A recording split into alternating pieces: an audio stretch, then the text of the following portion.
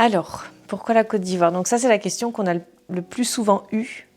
En fait, moi, je travaille pour une société qui s'appelle LR Performance, qui est à Montans, à côté de Gaillac.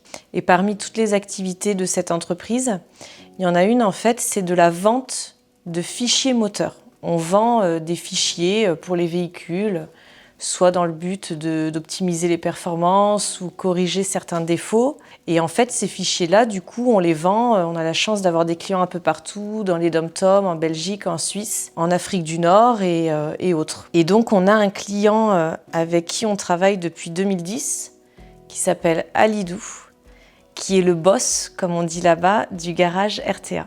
Donc, c'est quelqu'un avec qui on travaille depuis des années. Et il y a une confiance en fait qui s'est instaurée avec le temps, une confiance qui est vraiment exceptionnelle, puisque malgré la distance et malgré en fait les difficultés, c'est quelqu'un qui ne pouvait pas nous payer par virement bancaire, ça n'existe pas entre la Côte d'Ivoire et nous, ni en carte bleue. Donc en fait pendant des années, il nous envoyait des mandats cash. Voilà, on lui donnait sa facture chaque fin de mois et lui il nous donnait un mandat cash et en fait il nous payait en temps et en heure, au centime près. C'est quelqu'un avec qui ça a toujours été un plaisir de travailler. Donc en fait, quand on a eu cette idée d'association, moi je lui ai fait un mail en mai 2021. C'était un peu une bouteille à la mer en lui disant voilà, coucou, j'ai une idée, je voudrais amener un container chez toi et le distribuer aux enfants. Et je me suis dit, il va me prendre pour une folle. Et en fait, sa réponse a dépassé nos attentes, puisqu'il m'a répondu que son fils, Aloussen, avait des amies qui elles-mêmes en fait avaient monté une association qui s'appelle For a Smile et qu'elles-mêmes en fait très régulièrement dans l'année elles partaient distribuer des vivres dans des orphelinats et autres. Donc du coup il m'a mis en contact avec ces personnes, donc en fait c'était une réponse encore plus réjouissante. D'autres personnes nous ont demandé si on avait des conseils. Il y a d'autres associations qui sont rentrées en contact avec nous en nous demandant voilà, quels conseils pourriez-vous nous donner. Mais en fait, il n'y en a qu'un. C'est si vous n'avez pas une personne de confiance sur place pour vous aider dans vos démarches, c'est clairement impossible. Voilà. Donc on a eu cette chance et tout part de là, tout part de Alidou. Alors, la veille du départ, on se sentait nerveuse et impatiente. Deux émotions complètement différentes et mélangées. On était impatiente parce qu'on allait rencontrer les filles de For a Smile, on allait rencontrer Alidou. Et ça, c'était vraiment quelque chose, après avoir conversé pendant des mois et des mois, on allait enfin pouvoir les rencontrer et les avoir devant nous. Et nerveuse parce que le container, nerveuse parce que... Et on est parti et le container, il arrivait seulement. Et ça a été vraiment quelque chose de très stressant pour nous. Pour tout vous dire, le container, il devait arriver le 12 février à Abidjan. Non, en fait, ça c'était vraiment approximatif. Le container est arrivé le 12 à Dakar. Il y a eu des bouchons monstres au port, donc le container a été laissé 4 jours à Dakar pour ensuite aller à Abidjan. Il est arrivé le 19 et le 20, il était sur le port et c'était la veille de notre départ. Ah mais on est lundi, c'est le 21 février, l'avion décolle à 7h, bon il a décollé à 8h parce qu'en plus de ça, tempête à Bruxelles, donc du coup 1 heure de retard. Pas Bruxelles, c'est Bruxelles. C'est Bruxelles, et du coup, mais le container, lui, il arrive quoi, et nous on monte dans l'avion.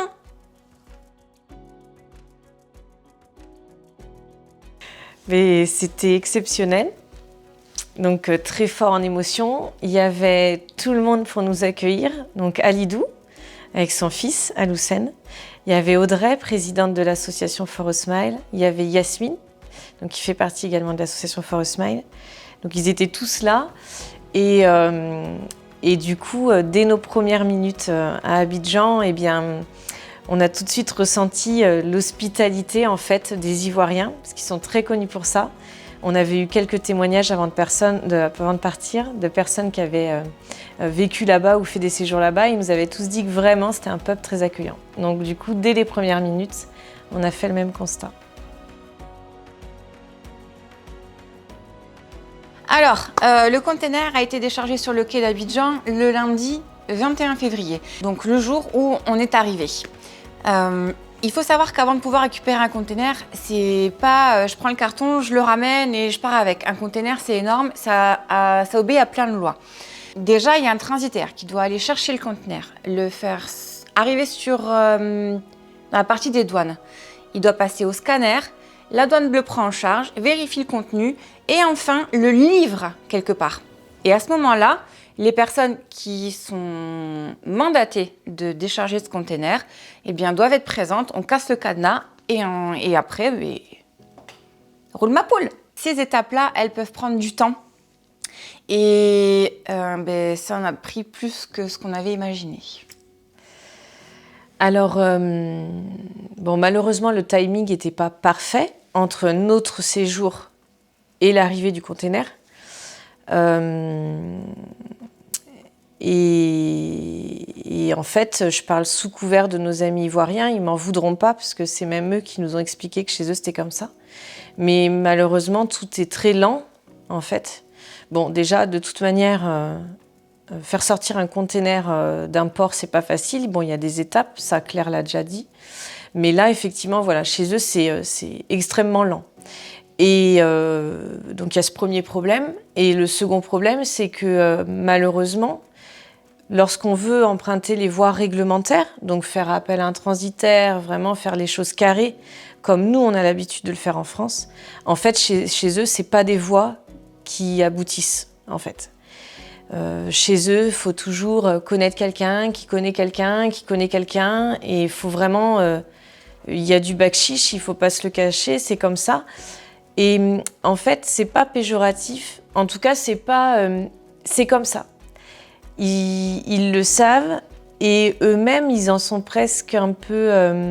ils en souffrent un peu, parce que finalement, dans leur quotidien... s'ils connaissent pas la bonne personne ou s'ils n'ont pas les moyens en fait de fonctionner avec du bakshish, malheureusement ils se retrouvent un peu coincés. Que ce soit pour les soins médicaux, que ce soit pour même l'école, enfin il y a plein de choses où c'est comme ça. Donc ça a beaucoup retardé les choses parce que c'est vrai que nous, le temps qu'on le comprenne ça, on perdait du temps quoi. Le mercredi, on a rencontré donc le transitaire ivoirien. C'était un rendez-vous qui nous a permis quand même d'être assurés, d'avoir confiance en lui. Effectivement, il avait entrepris les démarches, il comprenait le sérieux de notre venue chez lui. Mais je crois qu'on n'était pas tout à fait satisfait en sortant de ce rendez-vous parce qu'on a vu que même s'il avait compris l'urgence, il y avait d'autres choses à faire aussi, quoi. Et vraiment, c'est Alidou en fait qui nous a beaucoup parlé de son pays. Et qui nous a expliqué tout ça, qui nous a dit, parce que lui il le fait, il fait venir des moteurs pour réparer les véhicules qui sont en Côte d'Ivoire, il fait venir des pièces, donc il nous a expliqué tout ça. Et il nous a dit, il faut vraiment toujours connaître quelqu'un qui est un petit peu au-dessus, et encore un peu au-dessus de l'autre, et encore un peu au-dessus de l'autre. Donc vraiment le jeudi, on s'est plongé dans cet univers, et on a commencé à faire comme eux, à passer des coups de fil à quelqu'un, puis quelqu'un, puis quelqu'un. En parallèle, en fait, il y avait deux missions. Il y avait se débrouiller pour qu'ils sortent au plus vite et espérer presque qu'ils sortent pendant notre séjour. Mais en parallèle, on a quand même maintenu certains engagements, donc notamment à Bonoa, donc dans le centre d'Honorion, où en fait les filles de Fort Osmaï, elles avaient prévu d'amener des vivres, du riz, du lait, des jus de fruits. Donc tout ça, on l'avait, donc ce qui fait qu'on a pu maintenir cette mission. Donc on s'est rendu là-bas, on a découvert le centre, on a rencontré la directrice qui nous a expliqué ses missions et on a pu partager un moment avec les enfants. Voilà, donc ça c'était vraiment agréable d'échanger, d'enfin vivre ce moment qu'on avait tant attendu. Le conteneur, en fait, il a pu sortir quoi, du port. Alors, donc nous on a compris comment fallait fonctionner et après il y a un truc qui est un peu étrange mais du coup c'est un peu bizarre. En fait le jeudi matin, moi j'avais envie d'assister à une messe parce que quand je voyage en général j'aime me plonger vraiment dans les cultures et jusqu'à ce point-là quoi. J'aime beaucoup voir comment eux ils célèbrent tout ça. Donc j'ai demandé à ce qu'on m'amène à la messe en fait le jeudi matin. Bon, le jeudi c'était la journée la plus difficile pour moi parce que je comprenais en fait qu'on allait repartir sans l'avoir vu. Donc j'avais un peu de tristesse mais en fait très vite j'ai essayé de me dire que je devais pas être égoïste et que j'étais pas là. J'ai envie de pleurer, hein. Attends. Tout va bien. Attends. Donc j'étais pas là que pour moi, j'étais pas là que pour satisfaire une envie personnelle qui était d'amener du bonheur à ses enfants. Parce qu'en réalité, que je sois là ou pas, ils vont être très heureux de recevoir tout ça. Et c'est pas de me voir qui va les rendre heureux. Donc du coup, le jeudi matin à la messe, voilà, je me suis déchargée de ça. Et je me suis dit, voilà, que c'est pas grave, je devais pas être égoïste et que, en fait, tout ce qui comptait, c'était sortir ce container très vite et que les filles, très vite, elles puissent mener la mission.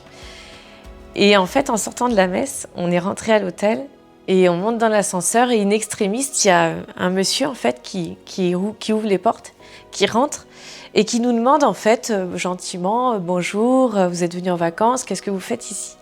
Et on était tous un peu dépités à ce moment-là. Et en fait, on lui a répondu, on lui a expliqué. En fait, on a déversé notre sac, on lui a expliqué qu'on était là, voilà, pour une action humanitaire, mais que ça se déroulait pas tout à fait comme prévu. Et ça, en fait, c'est vraiment la gentillesse qui caractérise ces gens. Tout de suite, il a voulu nous aider. Donc tout de suite, c'est échanger les numéros, échanger le contact. Et il nous expliquait, voilà, mais moi je connais... Alors, pour la petite histoire, en fait, il est très proche de Madame Koulibaly, qui est la femme, en fait, du général. Donc des gens très respectés et respectables là-bas. Et il nous a dit, voilà, elle mène aussi des actions humanitaires dans son pays. Elle sera très touchée par votre cause. Je vous mets en relation avec elle. Donc, ni une ni deux, on se retrouve à nouveau dans un taxi à partir chez cette dame qui est très importante là-bas, à lui expliquer notre situation. Et du coup, elle nous met en relation avec son transitaire personnel en lui disant « T'as 48 heures pour me faire sortir ce container ». Donc ça, c'est rigolo parce que c'est un petit signe du destin, c'est un coup de pouce du destin, quoi. Et c'est quelque chose qui arrive que là-bas, quoi. Est-ce que la mission est une réussite ? Oui, un grand oui. C'est une réussite parce que donc on s'est déplacé, on est allé là-bas, on a découvert les lieux, les organismes et les enfants donc qui vont recevoir les dons. Donc ça, c'est le plus important. Nous, on a découvert donc le centre Don Orion, qui est donc un centre médical qui a été fondé par des prêtres italiens et qui, a priori, vivrait encore de dons venant de ces prêtres. Donc c'est un centre médical, il y a un centre ophtalmique, il y a un dentiste et il y a un bloc opératoire, même si nous, lorsqu'on est passé devant, ça nous faisait un peu froid dans le dos, quoi. Mais donc il y a tous ces soins-là qui sont délivrés à des personnes qui n'ont pas accès. Et il y a vraiment une unité dédiée donc aux enfants qui souffrent d'handicap dus aux accouchements difficiles. Et donc du coup, il y a des institutrices qui les aident sur le développement intellectuel. Et il y a également des personnels de santé qui les aident, donc soit voilà, à marcher avec des attelles, ce genre de choses. Donc nous, on a participé à cette mission quand même en distribuant des vivres. Et ensuite, les deux autres missions, ce sera se rendre donc dans l'orphelinat du quartier de Gonzague à Abidjan, donc délivrer vraiment tout le matériel de puériculture, les jeux, vélos, trottinettes et autres. Et ensuite, elles vont se rendre également à Dimbokro. Dimbokro, c'est une ville qui est à 3h30 au nord d'Abidjan. C'est connu en fait pour être un village de lépreux, donc des personnes malades de la lèpre. Et là également, elles vont apporter des vivres et des vêtements, voilà, ce genre de choses. Le container a été livré, donc le samedi matin finalement. Donc on s'est loupé de quelques heures avec ce container, mais il est bel et bien entre les mains d'Audrey. Et elle nous a appelé en FaceTime lors de l'ouverture. Donc c'était à travers un écran, mais on l'a vécu quand même. Donc oui, on y est allé, on a vu les institutions et les enfants. Le container est là-bas et surtout, on a un lien très chaleureux et amical avec Audrey. Et donc, elle va continuer de nous faire vivre du coup tout ça à distance. Donc, pour moi, c'est un grand oui. Qu'est-ce qu'on retient d'un voyage comme ça ? Faut tellement de choses, je ne sais pas par où commencer. Bon, déjà... On va faire le négatif entre guillemets. Ce qui nous a serré le cœur une paire de fois, c'est la pauvreté, pour pas dire la misère qu'on a vue. Parce que On la voit à la télé, on la voit dans certains films, mais la voir de nos propres yeux, c'est une dimension complètement différente. Ça retourne un peu. Donc après, cette misère-là, nous on la voit avec nos yeux d'Européennes, de Françaises, mais là-bas ils la voient différemment et en souffrent moins en fait. Ensuite, les choses beaucoup plus positives, parce que c'est vraiment ce qu'on va en retenir, c'est les rencontres qu'on a pu faire avec Alidou, avec les filles de For a Smile, l'accueil, la chaleur, la générosité. En fait, ils nous donnent presque plus que ce que nous, on était venus apporter, parce que c'est de la joie de vivre, c'est humain, c'était beau, quoi. Une gentillesse vraiment extrême. Ce que je veux en retenir aussi, qui est important de signaler, surtout dans le monde actuel, hein, c'est l'entente qu'il y a entre les religions. Là-bas, chrétiens, musulmans, ils s'entendent, ils fêtent les fêtes ensemble, ils se souhaitent joyeux Noël, ils se souhaitent un bon laïd, ils partagent. Le vendredi, c'est un jour important pour les musulmans puisque c'est le jour de la prière à la mosquée. Donc ils sont tous beaux avec leurs boubous, c'est magnifique à voir. Eh bien, il y a des musulmans à la messe aussi le vendredi, alors que c'est leur jour à la mosquée. Et il y a des chrétiens à la mosquée le jour-là. Voilà, ils se souhaitent une bonne journée et ça, c'est beau à voir. Après, on a partagé aussi, outre leur hospitalité, leurs expressions, qui sont juste folles. Tu me chauffes la tête, quitte l'abattoir, on est godo-godo, ça veut dire on est hyper proche pour la vie. Ça, c'est des choses qui vont nous marquer. Parce que c'est dit avec tellement de naturel, voilà. Et les plats aussi, on a goûté la loco et ça, on en a mangé tous les jours avec le poulet. Comment c'était ? Poulet braisé. Le poulet braisé. Non, mais voilà, c'était génial, quoi.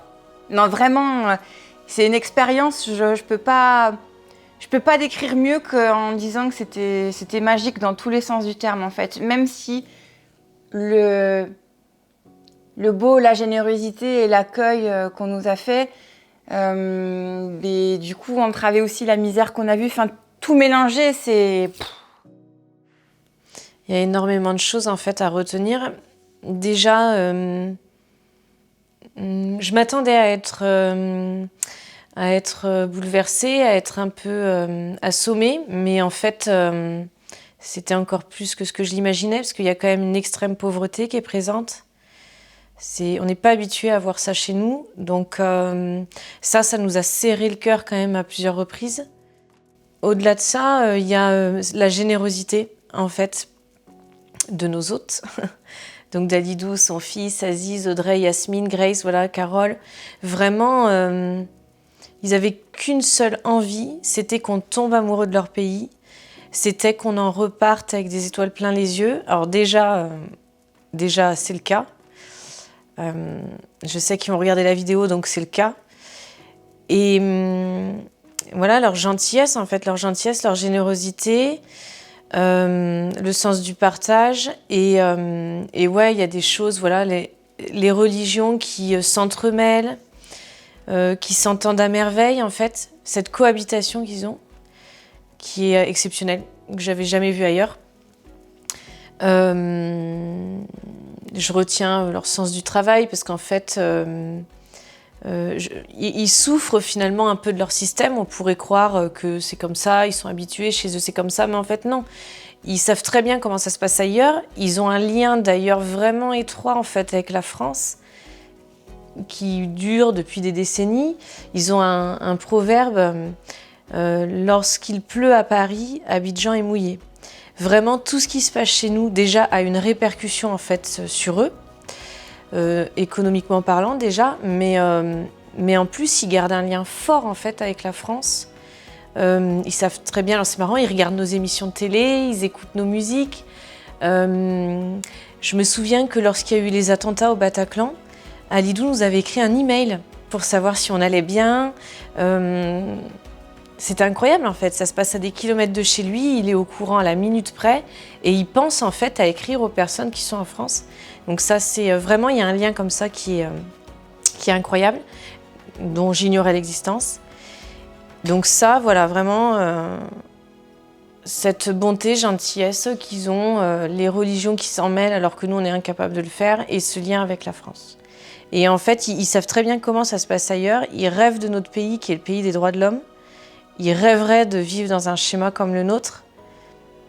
Et Et ils sont pas forcément, ils se plaisent pas forcément dans leurs conditions, mais ils n'ont pas le choix des fois on leur a posé des questions qui semblent bêtes, comme et pourquoi vous manifestez pas?